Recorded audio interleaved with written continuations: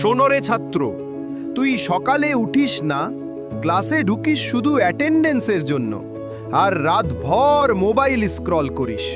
তারপর বলিস আমার ড্রিম ডাক্তার হব, ইঞ্জিনিয়ার হব। আরে এই ড্রিম দেখে কি ডাক্তার হয় নাকি? সত্যি কথা হলো, তুই এখন যতটা অলস, ভবিষ্যতে তার থেকেও বেশি ফ্লপ হবি। পড়াশোনা না করলে তুই ডাক্তার না হয়ে রোগী হবি, অঙ্ক না করলে তুই ইঞ্জিনিয়ার না হয়ে লেবার হবি, ডিসিপ্লিন না রাখলে অফিসার না হবি পিয়ন। আজকে যারা মজা করছে, গার্লফ্রেন্ডের পেছনে লাইন দিচ্ছে, কালকে ওই মেয়েগুলোই তোকে দেখবে আর বলবে এই তো সেই ছেলে যে ক্লাসে ফাজলামি করত, এখন দেখি চাকরি নাই, টাকাও নাই। আর শোনো, যদি তুই ক্লাসে শিক্ষকের কথা শুনে হাসাহাসি করিস, তাহলে জীবনে অন্যেরা তোকে নিয়েই হাসাহাসি করবে।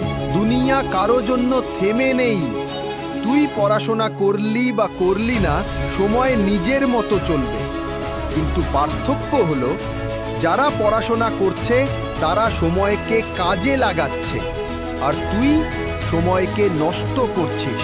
থমাস এডিসন যদি ব্যর্থ হয়ে বসে যেত, তাহলে আজকে আলো থাকতো না। আব্দুল কালাম যদি দরিদ্র হয়ে হাল ছেড়ে দিতেন, তাহলে ভারত মিসাইল ম্যান পেত না। সাকসেসফুল মানুষদের লাইফ কষ্টে ভরা ছিল, কিন্তু তারা কষ্টকে সিঁড়ি বানিয়েছে, অজুহাত না। স্কুল কলেজের বয়সটা গোল্ডেন টাইম। তুই এখন যা শিখবি তাই ভবিষ্যতে খাটবে। আজ অলস হস মানে কালকে হসপিটালের লাইন, আজ ফোকাস হস মানে কালকে তুই হবি বস। মনে রাখ, তোর প্রতিটা ঘাম, প্রতিটা জেগে থাকা রাত একদিন তোর ডিগ্রি, তোর ক্যারিয়ার, তোর সাফল্যে গোনা হবে। এখনো যদি তুই না বুঝিস, তাহলে শোনো, তুই ডাক্তার না হয়ে রোগী হবি, তুই ইঞ্জিনিয়ার না হয়ে লেবার হবি, তুই অফিসার না হয়ে চাকরি খুঁজে বেড়াবি। পৃথিবীকে দোষ দেওয়া বন্ধ কর, কারণ পৃথিবী তোকে জিজ্ঞেস করবে না তুই কোন ক্লাসে কত মজা করেছিলি। পৃথিবী শুধু জিজ্ঞেস করবে তুই আজকে কি হতে পেরেছিস।